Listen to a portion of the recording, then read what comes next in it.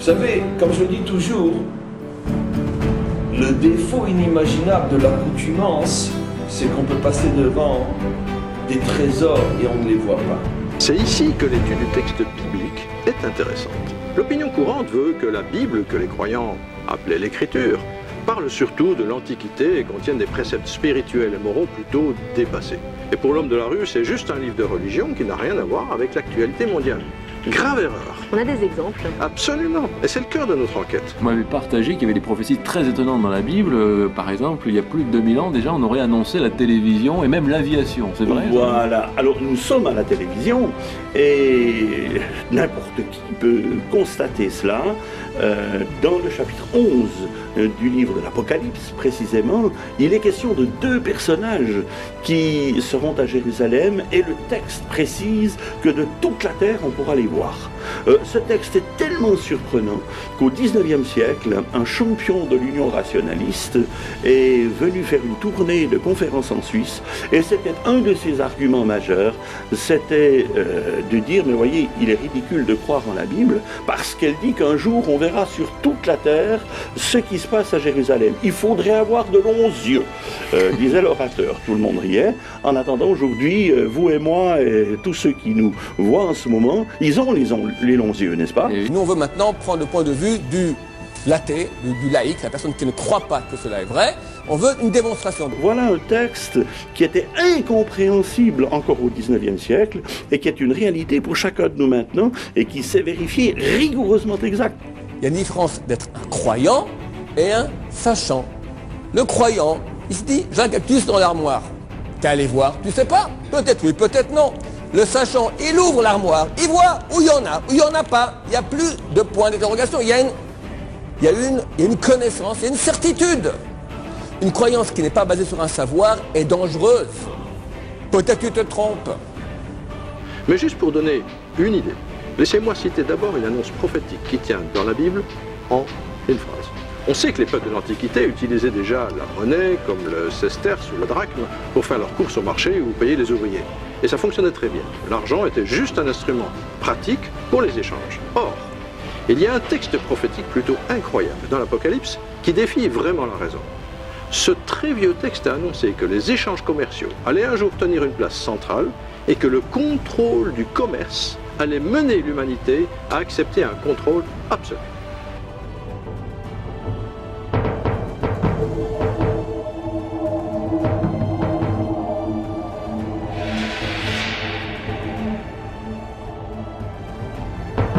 Ce genre de prédiction est tout simplement stupéfiant. Voyez-vous, j'ai découvert qu'il y avait des centaines de textes ainsi. Ce simple exemple montre qu'il y a dans la Bible des prédictions totalement inattendues, faites des millénaires à l'avance et qui peuvent concerner carrément des nations entières. Ici, il s'agit explicitement, ni plus ni moins, que de l'économie mondiale. C'est vrai que s'il y a une époque qui parle d'économie mondiale et de régulation tous les jours, c'est bien la nôtre. Absolument. Rendez-vous compte que ce texte a été écrit il y a 2000 ans, à l'époque romaine. Ça devait paraître du délire total à ceux qui le lisaient. Pourtant, c'est écrit. Aujourd'hui, on a la crise de la dette, des problèmes de parité monétaire, le capitalisme financier qui apparaît comme une sorte de monstre que nos dirigeants essaient de dompter. C'est vrai qu'à l'époque romaine, c'était complètement incompréhensible. Et notez qu'aucun autre écrit au monde, en dehors de la Bible, n'a fait ce genre de prédiction.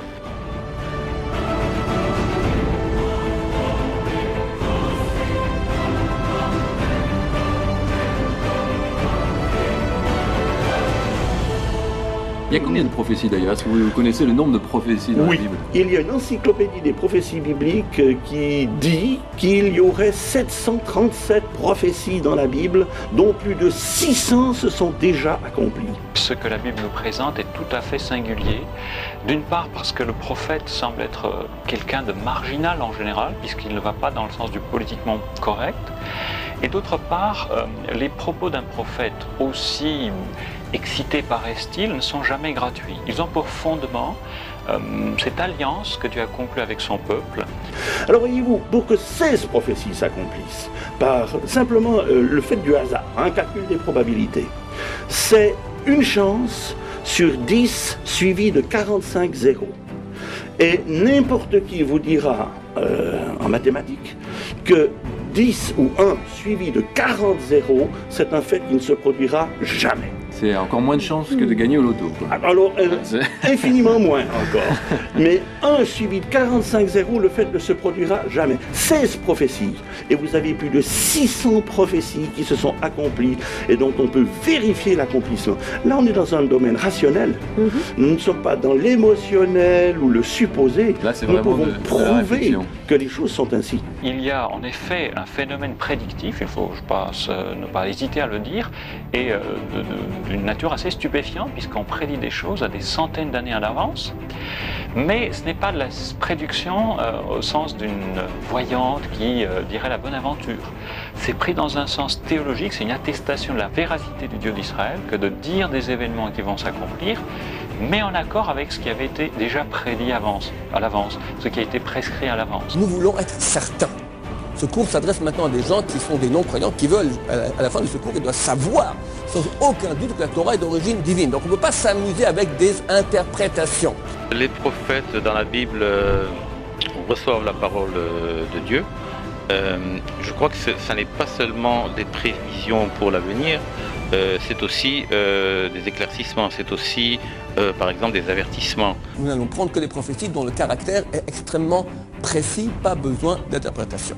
Bien qu'il y a beaucoup de prophéties donc dans le sens étopate, moi ça ne m'intéresse pas. Je vais m'attacher uniquement aux prophéties dont le sens est clair, net, précis. On peut faire une démonstration qu'à partir de ce type de prophétie, on sait ce que l'auteur de la prophétie a voulu me dire.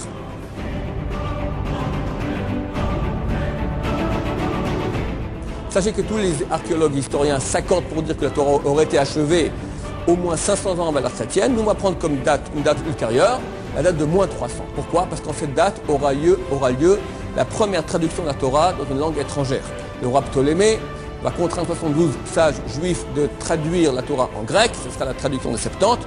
Première fois que la Torah est traduite dans une langue étrangère.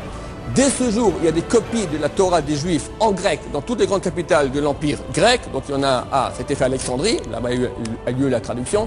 Alexandrie, il y en a à Athènes, il y en a à Antioche, il y en a à Amman, il y en a dans le monde entier. Dans toutes les bibliothèques et dans toutes les grandes capitales de l'Empire grec, il y avait des livres, il y avait des bibliothèques. Il y a un exemplaire de la Torah des Juifs en grec. Ça signifie que si quelqu'un maintenant à Jérusalem veut aller modifier le texte de la Torah, rajouter un point supplémentaire, il doit aller dans toutes les bibliothèques du monde, ce qui n'est pas concevable. Donc nous sommes certains que la Torah que nous possédons aujourd'hui n'a pas été modifiée au moins depuis 2300 ans.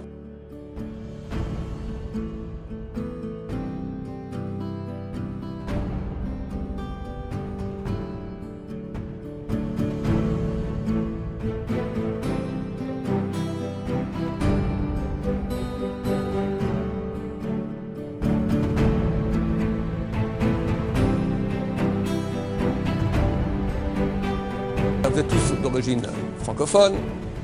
Votre capitale, c'est donc Paris. Parlons de Paris. Voilà, je suis sorti un moment, Dieu m'a parlé. Et Dieu m'a fait une prophétie concernant Paris. Chers anciens Parisiens, sachez que votre capitale, dans quelques siècles, pour aucune raison, ni de cataclysme naturel, ni de pollution, ni de guerre atomique, pour aucune raison, peu à peu, les Parisiens en auront marre d'habiter Paris et vont quitter la ville. Ça sera un processus qui va durer des siècles, très très lent. Et au bout de quelques siècles, Paris deviendra une immense ville fantôme, habitable, mais complètement vide. Et je rajoute un détail de poids, ça va rester comme ça des millénaires.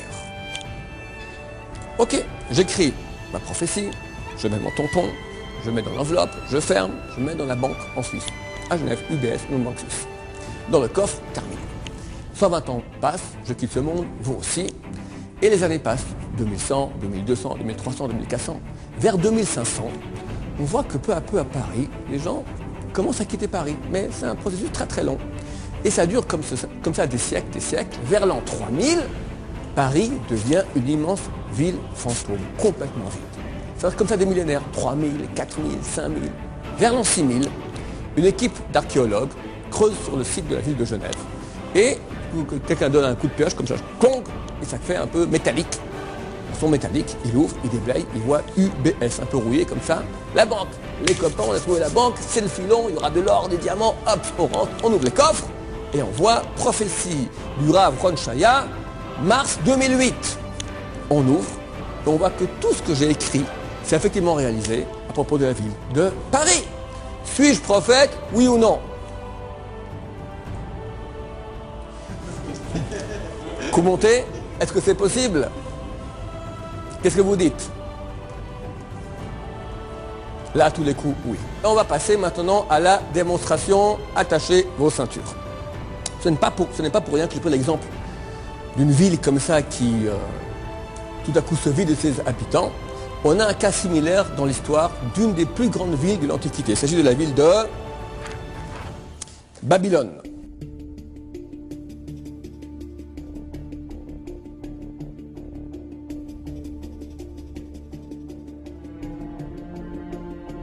La muraille qui entourait la ville faisait plus de 20 mètres d'épaisseur et consistait en un double rempart.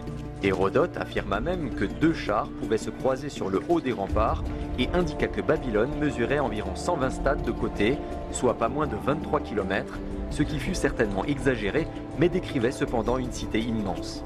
En comparaison, la Grande Rome mesurerait plus tard moins de 3 km de côté. C'était alors la plus grande ville du monde, couvrant quelques 1000 hectares. Nous parlons donc à l'époque, mesdames, messieurs, de la plus grande ville du monde. Il faut savoir que son influence spirituelle rayonnait sur tout l'Empire qui contrôlait une grande partie du monde habité de l'époque.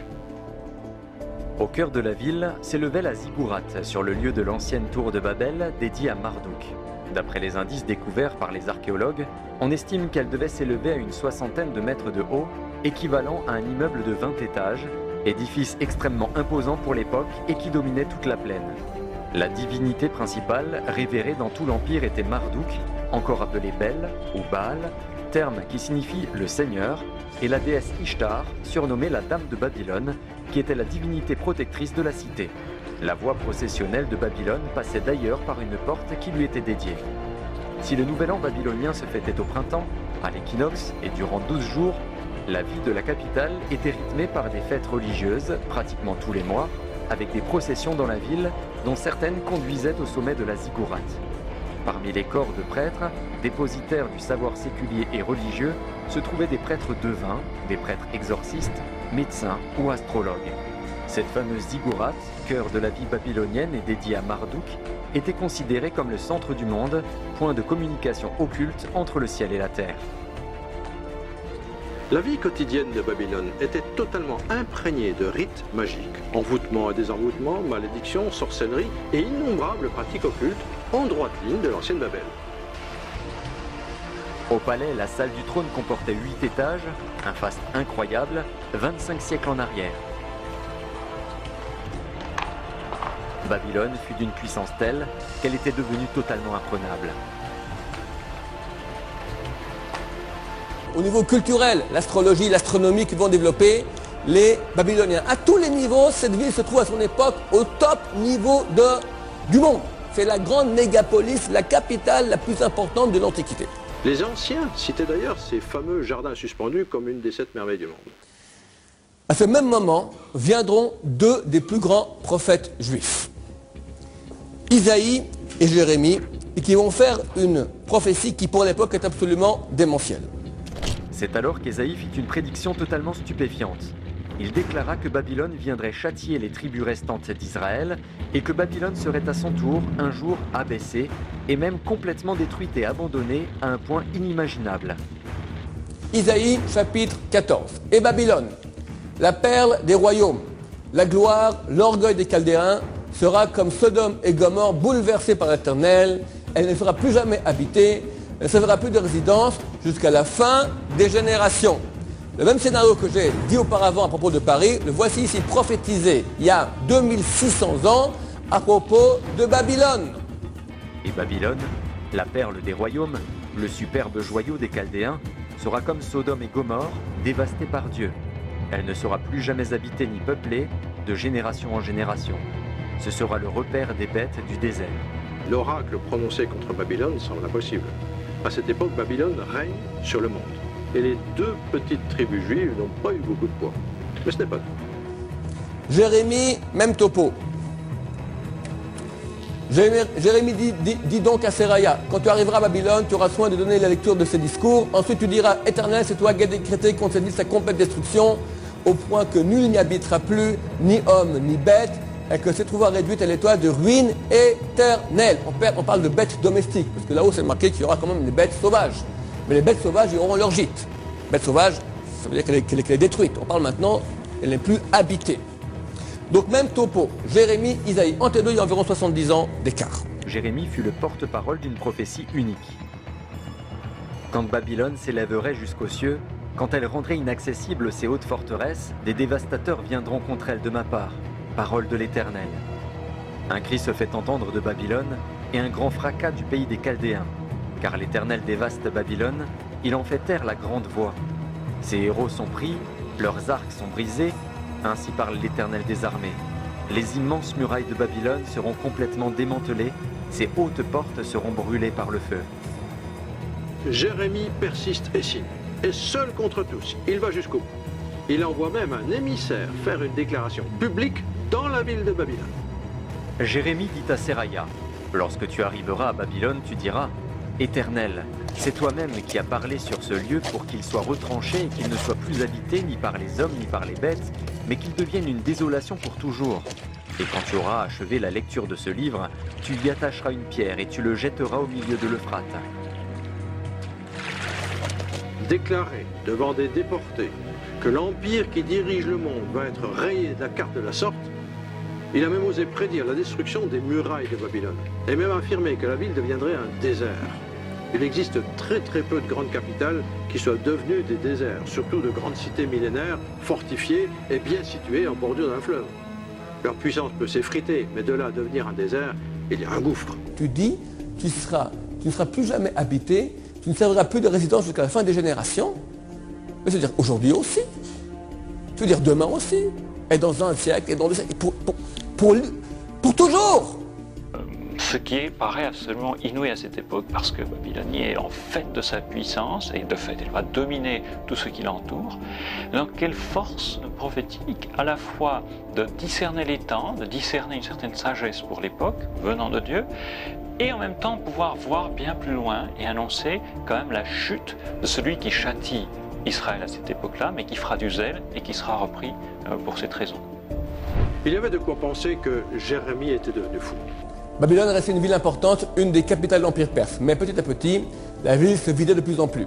Alexandre le Grand voulait en faire le centre de son empire mondial, mais il en fut empêché par sa mort prématurée. Alexandre le Grand est décédé en moins 321. Donc nous sommes déjà 300 ans après les prophètes. Il va encore en faire la capitale de son empire mondial. Donc ça veut dire qu'il n'a pas trouvé de ville plus importante entre la Macédoine et l'Inde. C'est une ville extrêmement importante encore. On est déjà 3 siècles après les prophètes. Et Babylone finit par disparaître de la scène, elle fut réduite en décombres et resta dans cette situation jusqu'à notre époque en témoignage constant de la vérité des prédictions des prophètes hébreux. Attribué biblique sur le terme Babylone. Babylone, c'est une ville qui a été la capitale de nombreux royaumes entre le second et le premier millénaire avant l'ère vulgaire, n'est plus aujourd'hui que ruine. Il n'en reste qu'un champ désolé qui s'étend sur les rives de l'Euphrate, à l'est, à 34 km du sud de Bagdad. Ce sont encore des auteurs juifs. Voyons ici une source non juive. Encyclopédie universaliste, corpus 3, Babylone, page 171. Alexandre le Grand, qui s'est emparé de la ville en moins 323, décide d'y installer la capitale de son empire et y meurt en moins 321. La domination des nouveaux venus, les textes économiques se raréfient, manifestant l'aggravation du déclin de la cité sur ce plan. Le sable, la poussière de briques s'accumule sur les ruines de la ville qui avait conservé, fait diffuser l'héritage culturel de Sumer, qui avait perfectionné la divination et l'astrologie que les Chaldéens devaient répandre dans le monde méditerranéen à la fin du premier millénaire avant JC. Alors commence, regardez, Encyclopédie universaliste comme ils écrivent. Alors commence pour Babylone la désolation annoncée par les prophètes juifs qui ne voulaient connaître de la grande ville que les massacres et les déportations de l'époque de Nabuchodonosor. Au cours des siècles, le déclin de la grande cité se poursuivit. Les ruines des bâtiments abandonnés furent utilisées pour les constructions des cités environnantes. Plusieurs tremblements de terre secouèrent la ville et chaque année, pendant 2 mois, les crues de l'Euphrate recouvrirent le sol, suivis par les ardeurs du soleil qui dessécha tout, effrita les constructions et participa au lent travail de destruction totale.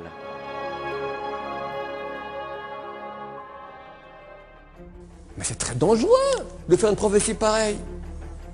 Vous savez, où se trouve Babylone? On vient de le voir auparavant. On va le voir tout de suite. 34 km au sud de Bagdad. Qui est à Bagdad? Aujourd'hui, Américains, bientôt Iraniens, il y a quelque temps, Saddam Hussein. C'est pas tous des gens qui nous aiment. Américains, ça va, c'est moins des ennemis. Mais très très facilement quelqu'un, regarde Saddam Hussein il y a quelques années, il nous envoie des scuds sur la tête. Chaque scud coûte des millions. Un petit téléphone à Saddam, Saddam écoute, la force des Juifs c'est leur Torah. C'est marqué dans le Torah que jamais Babylone sera reconstruite, jamais plus habitée. C'est pas compliqué, tu as des milliers de prisonniers dans tes prisons. Prends 1000 prisonniers, 10 bus, 100 personnes par bus, tu les amènes sur le site de Babylone, tu mets des tentes. Tu as 1000 personnes qui habitent Babylone, ça veut dire qu'elle est habitée. Du jour au lendemain, si des gens vont habiter Babylone, qu'est-ce qui se passe? Que font les religieux dans le monde entier? Razabab, bikini, Acapulco. Terminé. Terminé. On n'est pas les blagueurs. Ou c'est vrai, ou c'est à peu près vrai. À peu près vrai égale faux. Dans un passé récent, Saddam Hussein, qui s'était autoproclamé successeur de Nabucodonosor, souhaita lui aussi restaurer la ville, au moins en partie. Mais ce fut un nouvel échec. Les ruines de l'ancienne métropole imprenable, cité de Nimrod, devenue symbole de rébellion, subsistent aujourd'hui comme un signe tangible de l'accomplissement de la prophétie biblique. Ce premier exemple montre bien ce qui est en jeu dans la prophétie. La prophétie n'est pas juste une prédiction vague du style « il risque d'y avoir des troubles à Babylone ». Non, c'est d'un autre niveau. La prophétie manifeste, dévoile l'état spirituel, on va dire, d'une nation à un certain moment donné de l'histoire et en montre les conséquences à plus ou moins long terme. C'est écrit. La désolation annoncée par les prophètes juifs. Encyclopédia universaliste, vous ne rêvez pas. Le résultat est impressionnant. Aujourd'hui, Babylone, ancienne capitale mondiale, n'est plus qu'une contrée désertique, un désert, des ruines qui s'étendent sur des kilomètres de désolation. Et où sont ces dizaines de kilomètres de murailles impressionnantes? Abattues, détruites, il n'en reste que quelques vestiges qui rappellent le passé. Alors que d'autres murailles très anciennes sont debout. Et même des murailles beaucoup moins épaisses. Je pense à la muraille de Chine, ou aux murailles d'autres villes, comme celle de Jérusalem, toute petite ville en comparaison, ou encore à d'anciens bâtiments de Rome ou d'Athènes, qui sont toujours debout. C'est un site archéologique, mais plus personne n'habite Babylone. Même le caissier passe la nuit à Bagdad. C'est une ville qui est vide. C'est vraiment une prophétie, surnaturelle, claire, historique. C'est une vision précise de ce qui va se passer à l'échelle de l'histoire, à l'échelle des empires qui régissent le monde d'alors.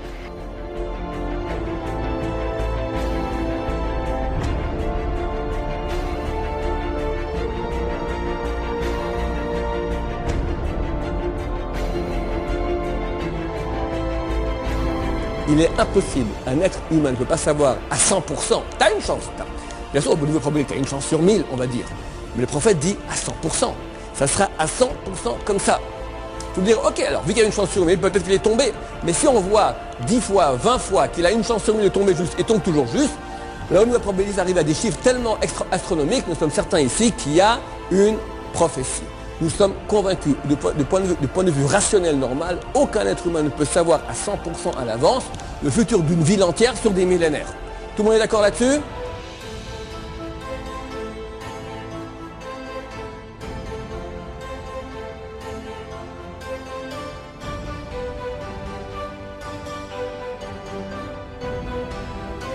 Remontons à nouveau le cours de l'histoire et intéressons-nous à une autre prophétie vraiment extraordinaire. La ville de Tyr, selon Hérodote et les découvertes des archéologues, aurait été fondée vers 2750 avant Jésus-Christ, une cité extrêmement ancienne qui a traversé les âges. Tyr fut dans l'Antiquité un port, d'abord établi sur le continent puis déplacé sur un îlot rocheux, mieux protégé contre les envahisseurs. La partie continentale de la ville, en bord de mer, exista parallèlement au port sur l'île voisine. La Bible mentionne Tyr vers l'an 1000 avant Jésus-Christ comme fournisseur de matériaux pour la construction du temple de Jérusalem par le roi Salomon. Au cours des 2 siècles suivants, Tyr connut un essor considérable et devint le principal port de la Méditerranée au point d'être surnommée la Reine des mers.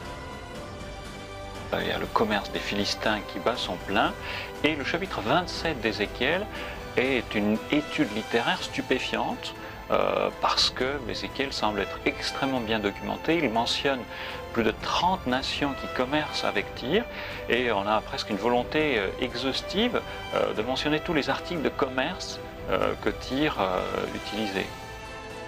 Ces commerçants sillonnaient la Grande Bleue et atteignirent même les côtes atlantiques. Leur influence fut telle qu'ils fondèrent des comptoirs et des colonies sur le pourtour méditerranéen, parmi lesquels il faut citer la Grande Carthage fondée vers 815 avant Jésus-Christ. À cette époque, Tyr connut une grande prospérité économique grâce aux produits de ses colonies et à sa propre industrie, comme celle du verre et de la pourpre. Le rayonnement de Tyr fut également culturel et les commerçants tyriens, en même temps que leurs marchandises, répandirent l'alphabet phénicien, alphabet légué plus tard aux Grecs, origine de notre alphabet actuel. Tyr pratiquait assidûment divers cultes aux divinités. La Bible rapporte que 150 ans plus tard, une certaine Jézabel, fille du roi de Tyr, fortement engagée dans l'idolâtrie et la magie, épousa Akab, un roi corrompu d'Israël. Ensemble, ils incitèrent les Israélites à se détourner de Dieu, de l'Éternel, et à pratiquer l'occultisme. D'après la mythologie, Europe était le nom de la fille du roi de Tyr. Est-ce qu'on sait pourquoi ce nom a été donné à notre continent? Pas précisément. Il faut savoir que dans la mythologie grecque, Europe était aussi nommée l'Astarté lunaire, et quand on sait qu'Astarté était la même qu'Ishtar, encore appelée Aphrodite ou Vénus, bon, mais il faut quand même rester très prudent quant aux conclusions qu'on pourrait en tirer. Ok, alors contentons-nous de l'histoire. Exactement. Vers 724 avant Jésus-Christ, les Assyriens envahissent la région. La ville de Tyr, la partie côtière et le port, vont passer sous domination assyrienne, mais le commerce va continuer. Au siècle suivant, un autre prophète, Ézéchiel, fit une prophétie absolument unique dans l'histoire humaine. Il déclara « Car ainsi parle le Seigneur l'Éternel. Voici que j'amène à Tyr, venant du nord, Nabuchodonosor, roi de Babylone, roi des rois, avec chevaux, chars et cavaliers, une troupe et un peuple nombreux. Tes filles qui sont dans la campagne, il les tuera par l'épée. Il démolira tes tours avec ses machines. Des sabots de ses chevaux, il foulera toutes tes rues. Il tuera ton peuple par l'épée, il jettera à terre tes stèles colossales. On prendra tes richesses comme butin, on pillera tes marchandises, on abattra tes remparts, on démolira tes maisons luxueuses, on jettera à l'eau tes pierres, ton bois et ta poussière. Je ferai de toi un rocher nu, tu deviendras un séchoir à filets et tu ne seras plus rebâti, car moi, l'Éternel, j'ai parlé.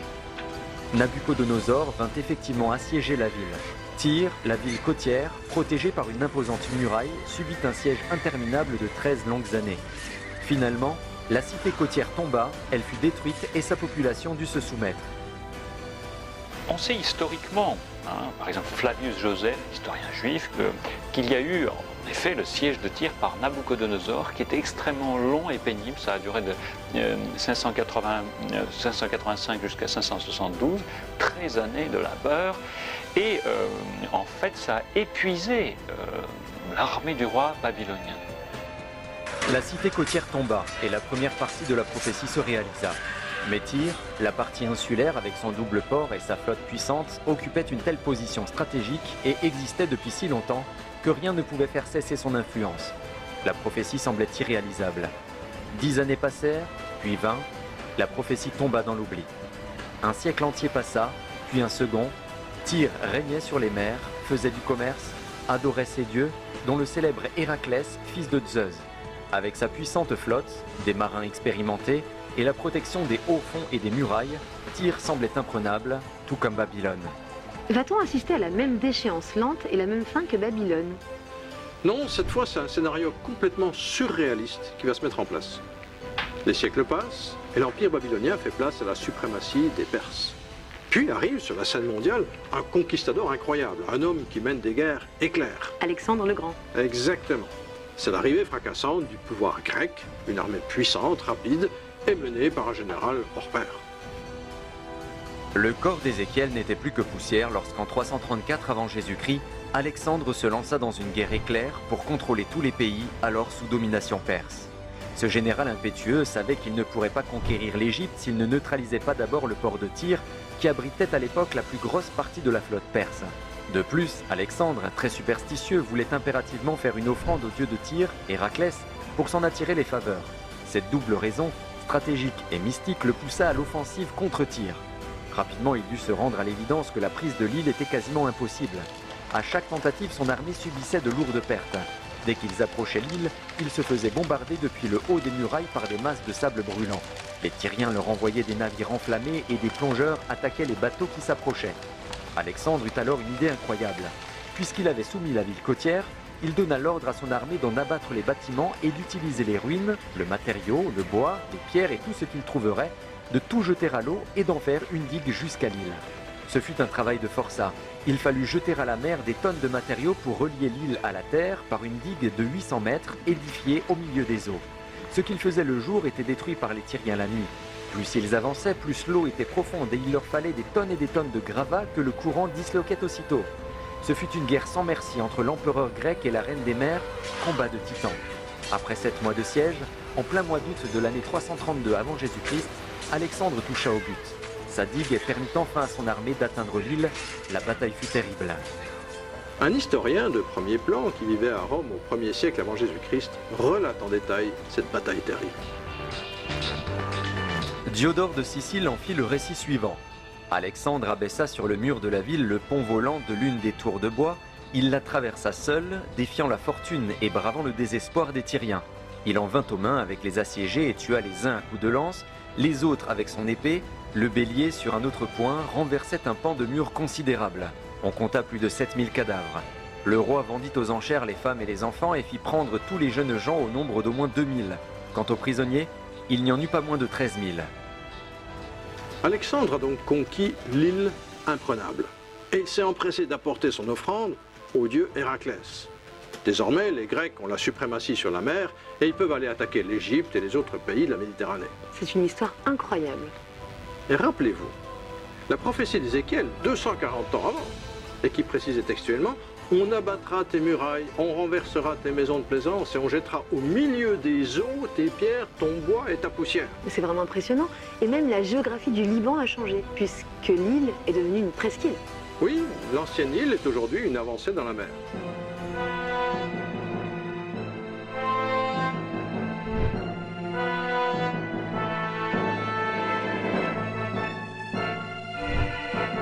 Mais avant d'en arriver à l'autre grand point important, juste en passant un détail de langage. Le texte dit « Je ferai de toi un rocher nu, un lieu où en étend les filets, tu ne seras plus rabattu. » Or, aujourd'hui, l'île, avec son port, est devenue une presqu'île, et on y trouve des immeubles, des rues et des maisons. Est-ce que ça contredit la prophétie? Puisque le texte disait « Tu ne seras plus rabattu » alors qu'on y trouve des constructions.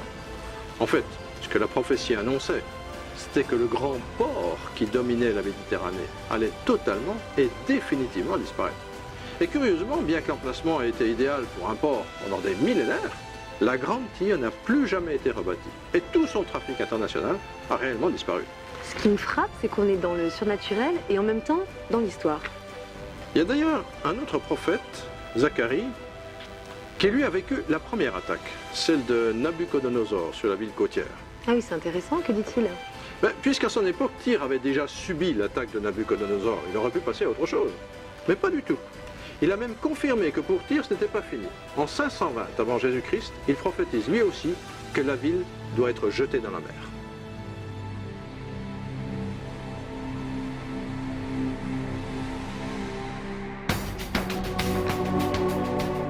Il n'avait lui non plus aucun moyen de savoir ce qui allait se passer 200 ans plus tard. Exactement. En lisant le texte de plus près, on pourrait constater au contraire quelque chose d'assez stupéfiant, puisque au chapitre 26, il semble avoir non pas une, mais deux prophéties sur Tyr.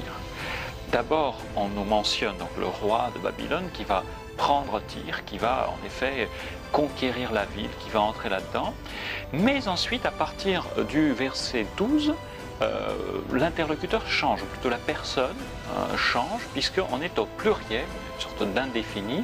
On dit « on pillera tes richesses et on fera de toi un rocher nu, on jettera ta poussière au milieu d'eau ». Alors que la première partie du texte mentionne nommément Nabuchodonosor et annonce qu'il va attaquer Tyr, la seconde partie utilise curieusement une autre forme verbale, forme indéfinie indiquée en hébreu par des verbes au pluriel. Cette deuxième moitié de la prophétie ne fait plus aucune mention du souverain babylonien, mais juste d'une autre puissance conquérante qui va détruire la ville en la jetant à la mer. Si Ézéchiel pouvait éventuellement imaginer une attaque de Tyr par les Babyloniens, il lui était cependant totalement impossible de prévoir le scénario d'un autre assaillant qui allait inventer un tel plan unique dans l'histoire humaine.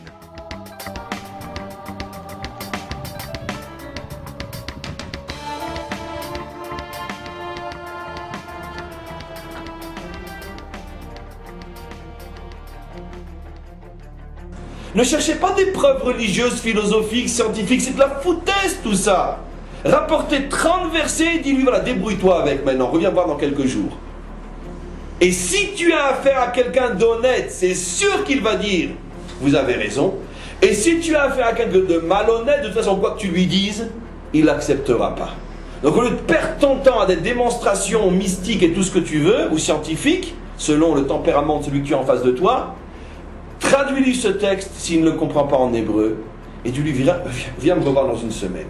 Et là tu vois tout de suite, homme honnête, j'ai tout compris, homme malhonnête, rien n'y fera. En tout cas pour l'instant, parce que personne n'est perdu à long terme.